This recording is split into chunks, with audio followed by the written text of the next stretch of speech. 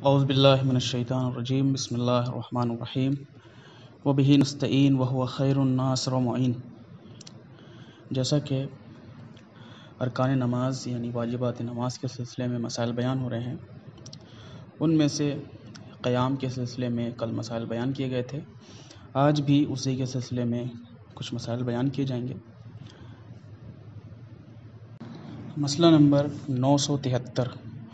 جو شخص ٹھیک طور پر کھڑا ہو سکتا ہو، اگر وہ اپنے پاؤں ایک دوسرے سے اتنا جدا رکھے کہ اس پر کھڑا ہونا صادق نہ آتا ہو تو اس کی نماز باطل ہے، اور اسی طرح اگر معمول کے خلاف پیروں کو کھڑا ہونے کی حالت میں بہت کھلا رکھے تو احتیاط کی بنا پر یہی حکم ہے۔ اس مسئلے میں کہنا یہ چاہتے ہیں کہ اگر کوئی معمولی انسان ہو کہ جس کا پیر ٹھیک ہو اور کوئی مشکل نہ ہو، تو ایسی صورت میں انسان کو چاہیے کہ اپنے دونوں پیروں پہ کھڑا ہو، اور اس طرح کھڑا نہ ہو کہ اپنے ایک ہی پیر پہ صرف وزن رکھے اور دوسرا پیر اٹھا کے رکھے یا کسی اور حالت میں رکھے، یا پیروں کو بہت زیادہ جدا نہیں کیا جا سکتا، کھولا نہیں جا سکتا۔ جیسے معمول کے مطابق انسان تھوڑا بہت پیر کھول کے کھڑا ہوتا ہے، اتنا ہی کھول کے کھڑا ہوا جا سکتا ہے، لیکن معمول سے زیادہ یعنی بہت زیادہ پیروں کو اپنے دونوں کھول لے اس کے بعد کھڑا ہو، تو ایسی صورت میں ایسا کرنا صحیح نہیں ہے، اس سے نماز باطل ہو جاتی ہے۔ مسئلہ نمبر 974، جب انسان نماز میں کوئی واجب ذکر پڑھنے میں مشغول ہو تو ضروری ہے کہ اس کا بدن ساکن ہو، اور جب مستحب ذکر میں مشغول ہو تب بھی احتیاط لازم کی بنا پر یہی حکم ہے، اور جس وقت وہ قدرے یعنی تھوڑا بہت آگے یا پیچھے ہونا چاہتا ہو یا بدن کو دائیں یا بائیں جانب تھوڑی سی حرکت دینا چاہے تو ضروری ہے کہ اس وقت کچھ نہ پڑھے۔ اس مسئلے میں کہنا یہ چاہتے ہیں کہ اگر انسان کوئی ذکر پڑھ رہا ہو، یعنی الحمد سورہ وغیرہ پڑھ رہا ہو، یا رکوع کی حالت میں ہو، رکوع میں جو اذکار پڑھے جاتے ہیں وہ کر رہا ہو، جو سجدے میں ہو، سجدے میں جو اذکار پڑھے جاتے ہیں وہ پڑھ رہا ہو، یا پھر قنوت پڑھ رہا ہو جو مستحب ہے، ان تمام صورتوں میں انسان کو چاہیے کہ وہ اپنے بدن کو حرکت نہ دے۔ واجب ذکر میں واجب ہے کہ انسان بالکل ساکن کھڑا ہو، اس کے لیے ضروری ہے کہ اپنے بدن کو حرکت نہ دے، لیکن اگر مستحب ذکر ہے تو احتیاط لازم کی بنا پر اس پر ضروری ہے کہ اپنے بدن کو حرکت نہ دے۔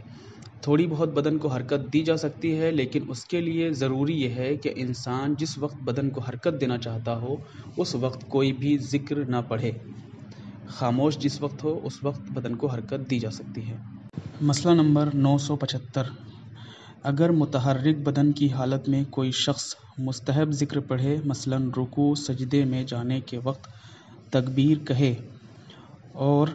اس ذکر کے قصد سے کہے جس کا نماز میں حکم دیا گیا ہے، تو وہ ذکر صحیح نہیں ہے، لیکن اس کی نماز صحیح ہے، اور ضروری ہے کہ انسان بحول اللہ وقوتہ اقوم وقعد اس وقت کہے جب کھڑا ہو رہا ہو۔ انہوں نے جیسا کہ ابھی اوپر والے مسئلے میں کہا تھا کہ مستحب ذکر حرکت کی حالت میں نہ پڑھا جائے، لیکن بحول اللہ وقوتہ اقوم وقعد یہ بھی مستحب ذکر ہے، لیکن اس کو حرکت کی حالت میں یعنی رکوع سے اٹھتے وقت پڑھ سکتے ہیں، رکوع سے نہیں بلکہ جب وہ بیٹھا ہوتا ہے سجدے کے بعد اس وقت پڑھا جاتا ہے بحول اللہ وقوتہ اقوم وقعد، یہ کھڑے ہوتے وقت یعنی حرکت کی حالت میں پڑھا جا سکتا ہے۔ لیکن تکبیرۃ الاحرام کے بجائے دوسری تکبیریں جو ہیں نماز میں وہ مستحب ہیں، تو ایسی صورت میں اگر کوئی شخص مستحب تکبیروں کو حرکت کی حالت میں پڑھتا ہے، یعنی اللہ اکبر کہتے کہتے رکوع میں جاتا ہے، تو ایسی صورت میں اس کی یہ تکبیر صحیح نہیں ہے، لیکن اس کی نماز صحیح ہوگی، کیونکہ یہ تکبیر مستحب ہے، اور